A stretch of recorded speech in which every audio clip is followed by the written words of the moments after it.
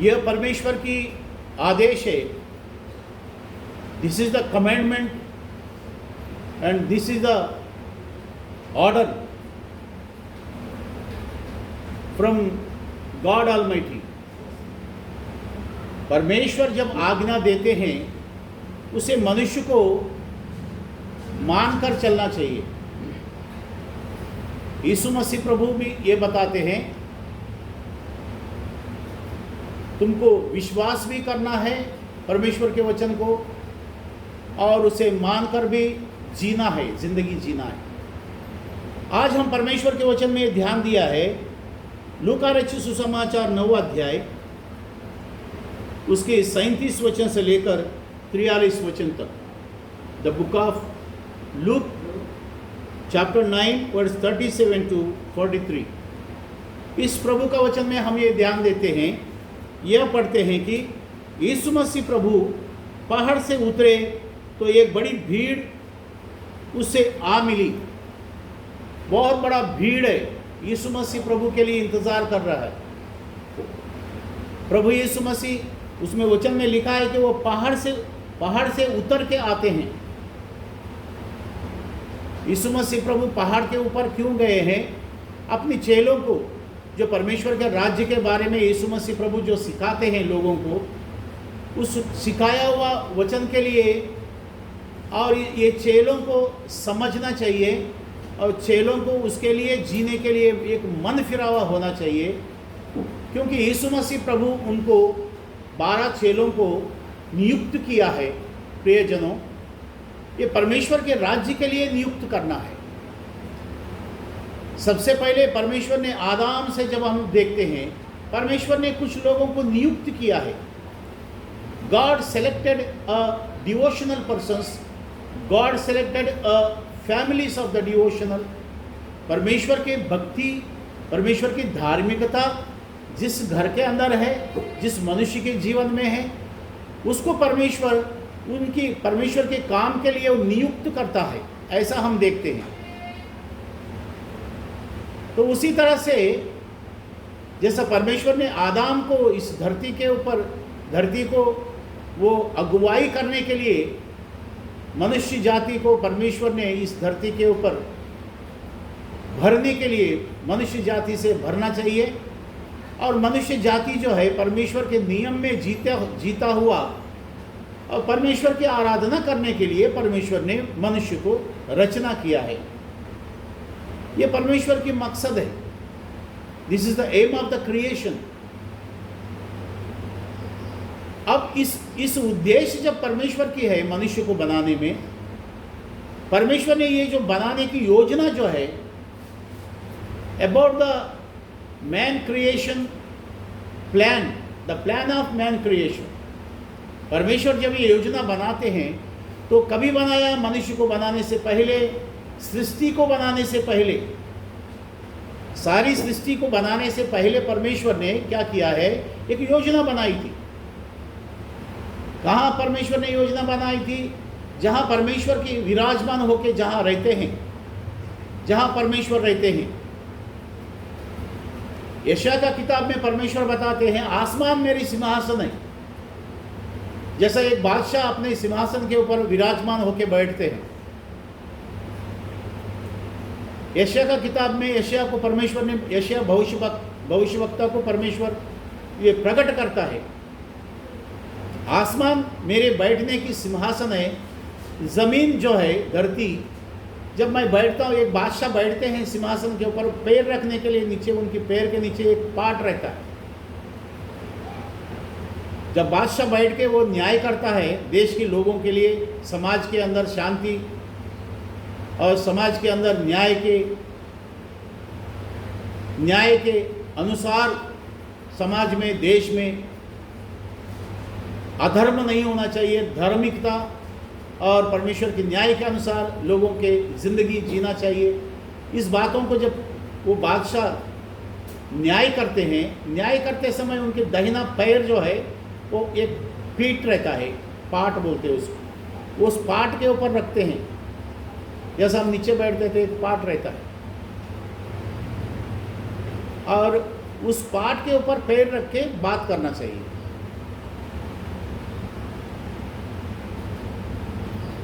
उस तरह से परमेश्वर भी बोलते हैं, मैं जैसा इस धरती में कोई राजा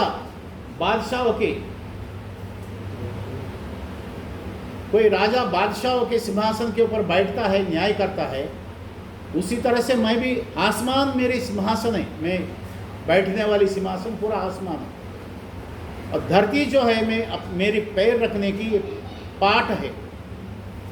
मैं बैठता हूँ, मेरे पैर धरती के ऊपर है। इस मेरी बैठने की आसमान और धरती के ऊपर पूरा मैं ही खुद ही विराजमान हूँ।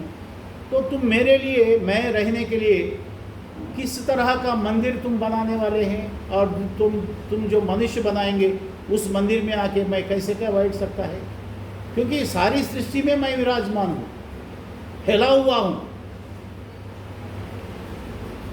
प्रियजनों, इस तरह से परमेश्वर का रहन सहन जो है, किस तरह से रहते हैं उनकी, परमेश्वर की आराधना करने वाले हम लोगों को इसकी मालूमात रहना चाहिए। क्योंकि यीशु मसीह प्रभु यूहन्ना रचित सुसमाचार the book of John chapter 4 में यीशु मसीह प्रभु वो सामरिया स्त्री से बातें करते समय भविष्यवक्तों ने क्या बताया, परमेश्वर ने क्या फरमाया, वो सारी बातें वहाँ यीशु मसीह प्रभु बोल रहे थे। यीशु मसीह प्रभु का चेला जो यूहन्ना था, उसने वो सारी बातों को लिखा है।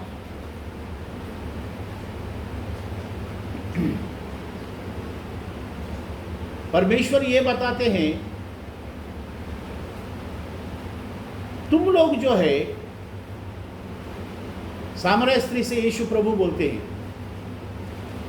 You and your community, you and your society, you and your family generations, तुम जो है और तुम्हारे घराने के लोग जो है, तुम जो है तुम्हारे समाज के लोग जो है, तुम जिसे नहीं जानते हो ना, उसकी आराधना तुम करते हो। That you don't know who is your God, that you don't know which you are believe, जिसका तुम विश्वास करते हैं वो कैसे रहते हैं, क्या वो परमेश्वर है या नहीं है, वो किस तरह का परमेश्वर है, उस परमेश्वर के बारे में, उस परमेश्वर का अहमियत के बारे में तो तुमको कुछ भी मालूम नहीं है। मालूम नहीं तो फिर तो अनजान है उस परमेश्वर के बारे में। For you only the unknown God for you। और हम जो है, यीशु मसीह प्रभु बोलते हैं, हम यानी कि जिस कौम में मैं पैदा हुआ और जिस कौम के लोगों के जरिए परमेश्वर ने उनकी उद्धार की योजना धरती के लोगों को बता रहे हैं, और हम लोग जो आराधना करते हैं उसे हम जानते हैं। We know very well who is the God Almighty। वो परमेश्वर कैसे रहते हैं हमको मालूम है। वो परमेश्वर की न्याय विधि कैसा होता है, वो परमेश्वर की धार्मिकता कैसे होते हैं हमको मालूम है। मालूम करना जरूरी है, यीशु मसीह प्रभु ये बता रहे हैं। प्रियजनों, इसलिए यीशु मसीह प्रभु क्या करते हैं इस दुनिया में आके, क्योंकि वो उद्धार करता है इस दुनिया के लिए। यीशु मसीह प्रभु पैदा होने से पहले जगत की शुरुआत हुआ, निर्माण हुआ। शुरुआत से ही परमेश्वर ने यीशु मसीह प्रभु का भविष्य के बारे में, यीशु मसीह प्रभु पैदाइश के बारे में, यीशु मसीह प्रभु इस दुनिया में क्या मकसद लेके आ रहे हैं, वो कैसे रहेंगे, वो प्रभु, वो उद्धार करता कैसे, वो बचाएंगे कैसे, लोगों को कैसे बचाएंगे, नरक से कैसे बचाएंगे, लोगों को परमेश्वर के राज्य के बारे में कैसे समझाएंगे,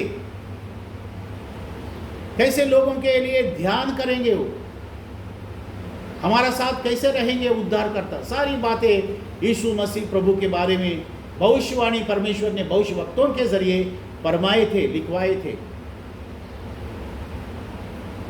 और इस यीशु मसीह प्रभु इस दुनिया में आने से पहले यशायाह के किताब में 9वां अध्याय 6वां वचन में यशायाह के जरिए परमेश्वर ने ये फरमाया है, वो जो उद्धारकर्ता इस दुनिया में जन्मेंगे, परमेश्वर स्वयं उद्धारकर्ता बन के इस दुनिया में आएंगे, वो सनातन पिता है। जो लड़का पैदा होंगे यीशु मसीह प्रभु बन के पैदा होंगे, तारनारा बोलेंगे, उद्धारकर्ता बोलेंगे, मुक्तिदाता बोलेंगे। वो जो लड़का पैदा होने वाला, वो ना सिर्फ इस दुनिया के लिए एक आम बच्चों के जैसा पैदाइशी नहीं है, वो सनातन पिता है ना? लिखा है आपके बाइबल में, वो सनातन पिता है। Yes, he is eternal father. और सारी जगत, सारी सृष्टि की बोझ जो है उनकी कंधों के ऊपर है। न्याय करना, लोगों को बचाना, लोगों को धार्मिकता सिखाने के लिए और नरक से उद्धार करके उनको बाहर लाने के लिए वो उनकी जवाबदारी है। इसीलिए ये मकसद लेके आ रहा है स्वर्गीय पिता यीशु प्रभु बन के। इसलिए यूहन्ना रचित सुसमाचार 17 अध्याय 3 वचन में यीशु मसीह प्रभु उस तरह से गेत्सेमने बाग में, द गार्डन ऑफ गेत्सेमने, यीशु मसीह प्रभु ऐसा प्रार्थना किया, एकमात्र परमेश्वर जो तू और तूने भेजा हुआ यीशु मसीह प्रभु को लोग जानकारी करना, मालूमत करना ही अनंत काल का जीवन है। अनंत काल का जीवन मतलब क्या है कि यीशु क्रिस्त प्रभु को मालूम करना, जानकारी करना। इसलिए प्रियजनों, एक वचन हम निकालता है, अनुवाद की किताब, मराठी में अनुवाद एंड इंग्लिश में the book of Deuteronomy, the book of Deuteronomy 6वां अध्याय का 4 वचन से 7 वचन तक हम पढ़ते हैं पवित्र बाइबल में। परमेश्वर का आज के संदेश में परमेश्वर का आज्ञा है कि वो परमेश्वर किस तरह का रहेंगे, तुमको मालूम रहेंगे तब तो विश्वास कर सकता है। यदि जब तक आपको मालूम नहीं है वो परमेश्वर कैसे रहते हैं, तुमको विश्वास पैदा दिल में होएगा नहीं। इसलिए परमेश्वर का ये आज्ञा है कि व्यवस्था विवरण, डिटरनॉमी व्यवस्था विवरण 5वां किताब, उसका 6वां अध्याय, हाँ 4 वचन से पढ़िए। हाँ 4 वचन से पढ़िए, 6वां अध्याय का 4 वचन। हे इस्राएल सुन, यहोवा हमारा परमेश्वर है, यहोवा एक ही है। तू अपने परमेश्वर यहोवा से अपने सारे मन और सारे जीव और सारी शक्ति के साथ प्रेम रखना। और ये आज्ञाएं जो मैं आज तुझको सुनाता हूँ वे तेरे मन में बनी रहे, और तू इन्हें अपने बाल बच्चों को समझाकर सिखाया करना, और घर में बैठे, मार्ग पर चलते, लेटते उठते उनकी चर्चा किया करना, और इन्हें अपने हाथ पर चिन्ह के रूप में बांधना, और ये तेरी आंखों के बीच टीके का काम दे, और इन्हें अपने अपने घर के चौखट की बाजुओं। 6वां वचन फिर से रिपीट करते हैं, 6वां वचन को रिपीट करते हैं। और ये आज्ञा जो मैं आज तुझको सुनाता हूँ वे तेरे मन में बनी रहे। बस ऐ इजराइल के घराने के लोग, ये जो मैं आज तुमको ये वचन आज्ञा जो सिखाता हूँ, ये कहाँ रहना चाहिए? ये तुम्हारे मन के अंदर रहना चाहिए। 6वां वचन में वे तेरे मन में बनी रहे, और तू इन्हें अपने बाल बच्चों को समझाकर सिखाया करना। बाल बच्चों को समझाने के लिए, बाल बच्चों को सिखाने के लिए सबसे पहले क्या करना चाहिए? ये तुम्हारे मन के अंदर रहना चाहिए। Oh you are the parents, you are the father and mother for your children. तुम्हारे बच्चों के लिए तू माँ है, बच्चों के लिए तू बाप है। सबसे पहले बच्चों को सिखाने के लिए तो परमेश्वर बोलते हैं बच्चों को तो सीखना जरूरी है, माँ बाप सिखाना जरूरी है। उसके पहले क्या करना चाहिए? सिखाने से पहले माता पिता को उनके दिल के अंदर परमेश्वर के वचन रहना चाहिए, मन के अंदर रहना चाहिए, हृदय में रहना चाहिए, विचारों में रहना चाहिए। जब तक तुम्हारे दिल के अंदर, हृदय में, विचारों में हमारे दिमागों में ये वचन परमेश्वर का नहीं रहते हैं, तब तक तो उस वचन के अंदर हम चल भी नहीं सकते हैं और परमेश्वर के सामने एक धार्मिक जीवन हम बिता नहीं सकते। जब धार्मिक जीवन बिता नहीं सकते हैं, परमेश्वर कोई आशीर्वाद, कोई चंगाई हमको देगा नहीं। और परमेश्वर ये नहीं जानेंगे कि ये मेरे धार्मिक जीवन बिताने वाला मेरे धार्मिक पुरुष है, या मेरे मार्गों में चलने वाला ये मेरा विश्वासी गण है। परमेश्वर ये मानेंगे नहीं, क्योंकि हम विश्वास नहीं करते। दिल के अंदर वो परमेश्वर का आज्ञा नहीं है। सिर्फ हमारे बच्चों को सिखाने के वास्ते नहीं, पहले तुम प्रभु के अंदर माता पिता, और ये माता पिता को क्या करना चाहिए, और वो परमेश्वर क्या सिखाते हैं ये 4 वचन में, हे इज़राइल सुन। प्रभु परमेश्वर क्या करते हैं, पहला एक कौम को, एक घराने को बता रहे, पूरा घराना, the whole generation of the Abraham family.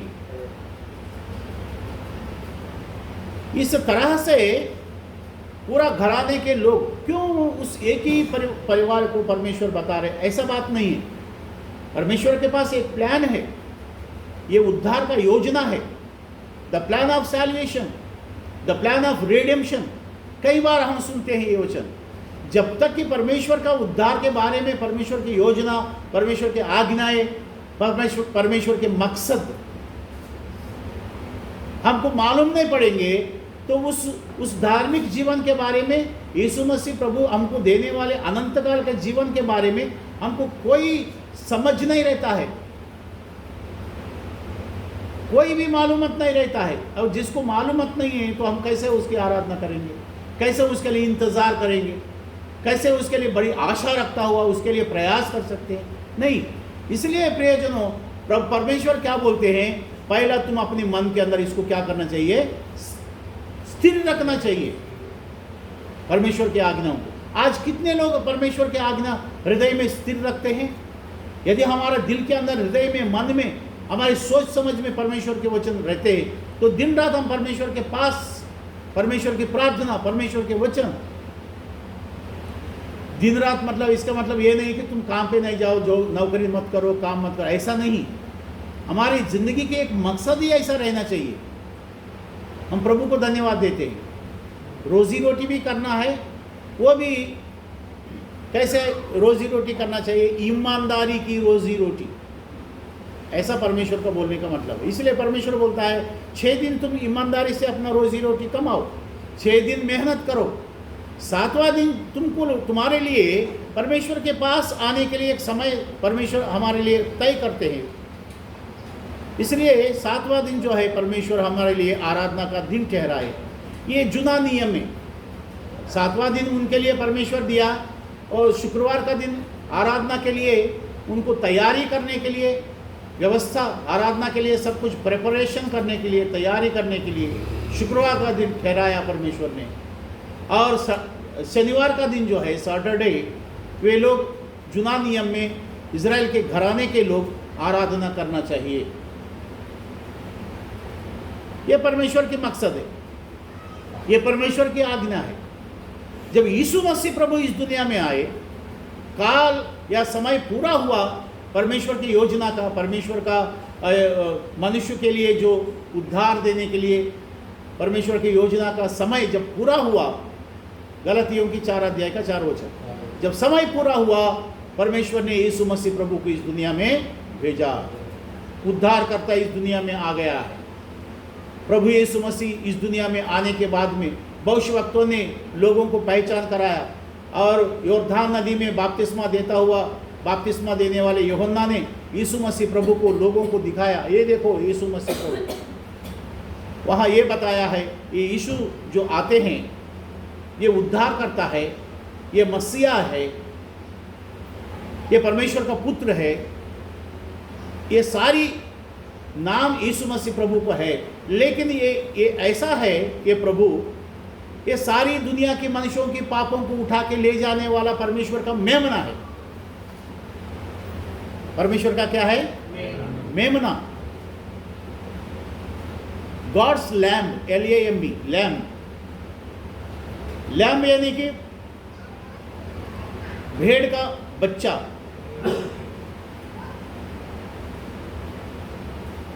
Baby हाँ शीप, ये भी नहीं बता रहे आप लोग।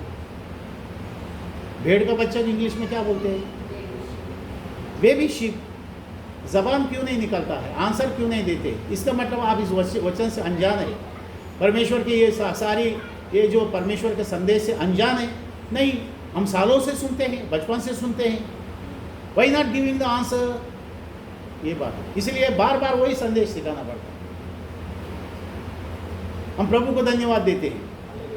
परमेश्वर की मेमना, मेमना यानी कि भेड़ का बच्चा। ये मेमना इसलिए पवित्र बाइबल में लिखा है कि दूध छोड़ दिया है। भेड़ को, शीप को बच्चा पैदा हुआ, वो दूध पीने तक वो बच्चा है। फिर दूध पीने के बाद में एक ऐसा उम्र आता है, उसको दूध नहीं पिएगा, फिर वो चारा घास खाने के लिए वो खुद ढूंढेगी। और जब तक उसको दांत, ऊपर का नीचे का पूरा दांत, ऊपर और नीचे, इंसान को कितना 32 दांत रहते हैं ऐसा बोलते हैं। कोई कोई यूज़ करते हैं, मैं तुमको ऐसा थप्पड़ मारूंगा तेरा 32 नीचे गिरेंगे, ऐसा लोग बोलते हैं। यानी कि ऊपर का नीचे का दांतों को मिला के काउंट करके कितना दांत रहता है इंसान को? 32 दांत। और इस दांत के लिए हम लोग क्या बोलते हैं, वो जो बच्चा है, परमेश्वर के मेमना जो है, वो दांत उसको निकलता नहीं है जब तक आता नहीं है उसके अंदर खाने के लिए। यानी कि मासूम है, उसको हिंदी में क्या बोलते हैं? मासूम बच्चा है। और सींग भी नहीं निकलता है उसको। बात बराबर ध्यान देने का, सीखने का, प्रभु का वचन मालूम करने का, और धार्मिक जीवन में परमेश्वर के पास विश्वास में मजबूत करने के लिए जुना नियम में से परमेश्वर का धार्मिक जीवन, परमेश्वर की योजना, सारी बातें हमको सीखने के लिए परमेश्वर यहाँ संदेश में बता रहा है। कुछ लोग संदेश सुनते हैं और चर्च में बाहर चर्च में से यानी कलीसिया में से, आराधना में से बाहर जाने के बाद वो संदेश को भी छोड़ देते हैं। उनकी फ़र्ज़ क्या है वो भी छोड़ देते हैं। ऐसा नहीं रहना चाहिए। यदि ऐसा रहते हैं, वो आराधना करना व्यर्थ है, वो आराधना में जाके आना व्यर्थ है। परमेश्वर के नज़रों में तुम तो आराधना में आशीर्वाद तो पाते भी नहीं है, उल्टा अभी क्या गुनाहगार बनता है मालूम? हम परमेश्वर के सामने जाके हम ढोंगी बनते। वहाँ ढोंगीपन नहीं दिखाना है। परमेश्वर के सामने सच्चाई मन से, मन फिरावा, पश्चाताप के, बड़ी विनम्रता से परमेश्वर के सामने हम छोटा बनाना है और परमेश्वर को ऊंचा बड़ाई करना है, क्योंकि वो बड़ाई, वो ऐसा कार्य करने वाला परमेश्वर है मनुष्य के लिए, सारी सृष्टि के लिए। इसलिए प्रियजनों, वो बपतिस्मा देने वाला यूहन्ना जो है, योर्दान नदी में पानी में खड़ा रह के बपतिस्मा देता हुआ लोगों को मन फिरावा का बपतिस्मा दे रहा है। उस समय देखो फर्क कैसे हम जानते हैं। बपतिस्मा देने वाला यूहन्ना भी बपतिस्मा दिया और प्रेरितों ने भी बपतिस्मा दिया, यीशु मसीह प्रभु ने भी बपतिस्मा दिया। बहुत सारे लोगों को ये मालूम नहीं कि यीशु मसीह प्रभु कहाँ बपतिस्मा दिया है, सीखते नहीं ना, इसलिए मालूम नहीं है। प्रियजनों, बपतिस्मा 3 किस्म का बपतिस्मा है पवित्र बाइबल में।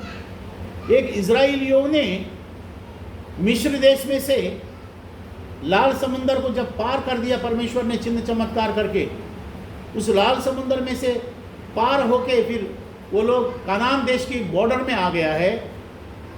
उस समय की जो वो लोग पानी में से पार किया है, समुंदर में से पार किया है, उस समुंदर में से पार करने से वे लोग बपतिस्मा ले लिए।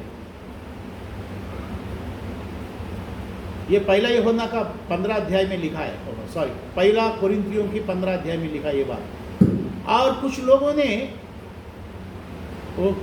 कोई समय में ऐसा लिखा है कि वो लोग लाल समंदर को पार करके कनान देश में एंटर हो गया है, सफ़र करते हैं। परमेश्वर ने उनके लिए धूप नहीं लगने के लिए बादलों को भेज देते हैं। उनका परमेश्वर के लोग जब चलते हैं, वो झुंड बन के चलते हैं, उनकी झुंड के ऊपर आसमान में बादल आ जाता है, यानी सूरज की जो रोशनी को ढकते हैं, जैसा हम छाता लगाते हैं। बादल आके उन लोगों को सर के ऊपर बादल छत बन जाता है। उनकी जो जंगल में चलने के लिए वो लोगों को तकलीफ ना हो, और उस बादलों में बपतिस्मा लिया वो लोग। दो किस्म से बताया, लोगों को समझने के लिए प्रभु बताया। उस समय बपतिस्मा लाल समंदर को पार किया था, मिस्र देश में से आते हुए, इजिप्ट से आते हुए, राजा फरून की उस हुकूमत से निकल के परमेश्वर लेके आते हैं, मूसा और आरोन को अगुवाई करता हुआ लीडरशिप में लेके आते हैं। लाल समंदर के अंदर वो लोग ने वो पार करते समय बपतिस्मा ले लिया है, और कानान देश में जब सफ़र करते हैं, पैदल चलते हैं, बादलों में वो लोग ने बपतिस्मा ले लिया है। वो क्या बपतिस्मा है? और दूसरा बपतिस्मा यीशु मसीह प्रभु का जब तक कि कुर्बानी हुआ ही नहीं है, सलीब के ऊपर मृत्यु नहीं हुआ है, समाधि में गाड़ा नहीं गया, तीसरे दिन जी उठा नहीं है, उसके पहले यीशु मसीह प्रभु मिनिस्ट्री शुरू करने से पहले, बपतिस्मा लेने से पहले यीशु क्रिस्त प्रभु का बपतिस्मा हुआ ही नहीं है। उसके पहले बपतिस्मा देने वाला यूहन्ना बपतिस्मा दे रहे थे, हाँ के नहीं? दे रहे थे, पवित्र वचन बताता है। तो वो कौन सा बपतिस्मा दे रहे हैं? फिर यीशु मसीह प्रभु का कुर्बानी हो गया, बलिदान हो गया, समाधि की गई, तीसरा दिन जी उठा। तो जी उठने की जो संदेश है, प्रेरितों का कृत्य 2 अध्याय में यीशु मसीह प्रभु का चेला और उसमें से पेत्रस, याकूब, यूहन्ना और 12 चेलों ने पवित्र आत्मा 12 चेलों के ऊपर आने के बाद में, पवित्र आत्मा से अभिषेक पाने के बाद में, पवित्र आत्मा उनके ऊपर उतरने के बाद में, पवित्र आत्मा उनको ज्ञान बुद्धि दिया, सामर्थ्य दिया, शक्ति से वे लोग परमेश्वर के आत्मा से शक्ति पाने के बाद में जब वो लोग प्रीच करने लगे, वचन परमेश्वर का उद्धार के सब वचन सुसमाचार प्रचार करने लगे, वो वचन में से इजराइल के घराने के लोग, प्रेरितों का कृत्य 2 अध्याय 36 वचन में ऐसा बताता गया है। इजराइल के सारी घराने के लोगों, तुम इस बात को निश्चित रूप से जानना चाहिए कि जिस यीशु को तुम लोगों ने मारा है, जिस यीशु को तुम लोगों ने पथराव किया है, तुच्छ जाना है, वही तुम्हारा मसीहा था, और वही तुम्हारा बाप दादों को परमेश्वर ने भविष्यवाणी करा के उन्हीं को भेजा था। तुम लोग को मालूम नहीं था, इसलिए तुम लोग ने मार दिया उनको। तुम हत्यारा बन गया हो उनका, उनकी खून बहने के लिए कारण तुम ही है। वो श्राप तुमको लगेंगे, वो पाप तुमको लगेंगे, जबकि परमेश्वर की आज्ञा को तुम लोगों ने उल्लंघन किया है। ये सारी सुसमाचार उद्धार करता है यीशु मसीह प्रभु का कुर्बानी के बारे में। जब प्रेरितों ने उन लोगों को प्रचार किया था, उन लोगों को वो वचन सुनने के बाद उनके हृदय में क्या हुआ? उनके हृदय छेद बन गया, यानी कि घायल हुआ, हृदय में पश्चाताप हुआ, हृदय में मन फिरावा हुआ, और हृदय में ये कबूल ही किया है। और इस तरह से वो हमारे बाप दादों के जरिए वो उद्धार करता है। यदि हमारा प्रभु है, हमारा बाप दादों ने हमारे लिए जो वचन सिखाए थे, भविष्यवक्ताओं ने जो वचन सिखाए थे, और हम लोग जिसके ऊपर विश्वास रखे, हम जिसके बड़ी आशा रखे, वो उद्धारकर्ता के लिए हम इंतज़ार कर रहा था, वो वही मसीहा है क्या? फिर वो लोगों ने पश्चाताप किया, पश्चाताप करके, इसलिए अरे मेरे भाइयों, पेत्रस, याकूब, यूहन्ना, यीशु मसीह प्रभु का चेलों ने, जो तुम प्रचार कर रहे हो, और अब हम लोगों ने समझ गया है, हम भी पश्चाताप करते हैं, हमारे हृदय में पश्चाताप हो रहा है, हमारे हृदय छेद हुआ है, हम बड़ी दुखित है इस बात के लिए, अनजाने हुए, ना जानते हुए, मूर्खपना से हमने ये पाप कर दिया है। प्रभु यीशु मसीह को कोड़े मारे हमने, प्रभु यीशु मसीह को किल्ला मारे, भाला मारा, सर से लेके उन पाँव तक हम लोगों ने घायल किया, मार डाला। हम पश्चाताप करते, हम कबूल करते। तो इसके लिए हमको क्या करना पड़ेगा? उस प्रभु को हम अपने लिए अपना प्रभु बनाने के लिए, उस प्रभु के अंदर हम मन फिराने के लिए, उद्धार पाने के लिए, अनंत काल का जीवन का वारस बनने के लिए, what I have to do, let us know. हमको क्या करना चाहिए बताओ? पवित्र आत्मा से भरा हुआ यीशु मसीह प्रभु का चेलों ने ये बताया, तुमको मन फिरा के यीशु मसीह प्रभु के अंदर, अधिकार के अंदर आने के लिए। क्योंकि पहला वो जब सिखा रहे थे तुम लोग को परमेश्वर के राज्य के बारे में, तुम मानते नहीं थे। जब प्रभु यीशु मसीह तुमको वो सिखाते समय तुम उसको कबूल नहीं करते थे, उनके अधिकार में तुम आते नहीं थे, उनको राजा बोल के तुम कबूल नहीं करते थे, तुम्हारा उद्धार करता, तुम्हारी मसीहा, तुम्हारा इमानुएल तुम कबूल नहीं कर रहे थे। इसलिए अब उसी यीशु के नाम में तुमको कबूल करना है। यीशु मसीह के नाम में तुमको सरेंडर होना है, सर झुका के उनकी आज्ञाओं को मानना है। पहला पिता को तो तुम मान ही रहे हो, यहूदियों, इजराइल के घराने के लोगों। यहोवा परमेश्वर, यहोवा हमारा परमेश्वर है, ऐसा तुम मानते ही है। Already you are accepted that God is almighty, that God almighty is our God, that you are accepting, तुम मानते ही हो। लेकिन वही यहोवा परमेश्वर यीशु मसीह प्रभु बन के इस दुनिया में आया, पुत्र सा आया है और मसीहा बन के आया है। इस बात को कबूल करने के लिए, उनके अधिकार को मानने के लिए, उस यीशु के मानता हुआ यीशु के नाम से तुमको बपतिस्मा लेना होगा, पिता पुत्र पवित्र आत्मा का नाम से। फिर यीशु प्रभु का अधिकार के अंदर आने के लिए यदि तुम बपतिस्मा लेते हैं, क्या मिलेंगे उसके बाद? पवित्र आत्मा का नाम का वरदान तुमको मिलेंगे, the Holy Spirit gifts. Then when you are get the baptism in the name of Lord Jesus Christ, then you can receive the Holy Spirit gifts. पवित्र आत्मा का वरदान तुमको मिलेगा। यानी कि 36 वचन में, प्रेरितों का कृत्य 2 अध्याय 36 वचन में, यहोवा परमेश्वर, जिस परमेश्वर ने तुमको यीशु मसीह प्रभु के बारे में बताया है, वो यीशु को तुम लोगों ने मारा है, वो यीशु के बारे में तुम लोगों ने ये अभी कबूल करते हैं। उस यीशु के अधिकार में आने के लिए तुम बपतिस्मा यीशु प्रभु का नाम को कबूल करता हुआ यदि पिता पुत्र पवित्र आत्मा का नाम से बपतिस्मा लेंगे, तो पवित्र आत्मा का वरदान तुमको मिलेंगे, फिर तुम परमेश्वर के संतान बन जाएंगे। इस रीति से बताया है। प्रियजनों,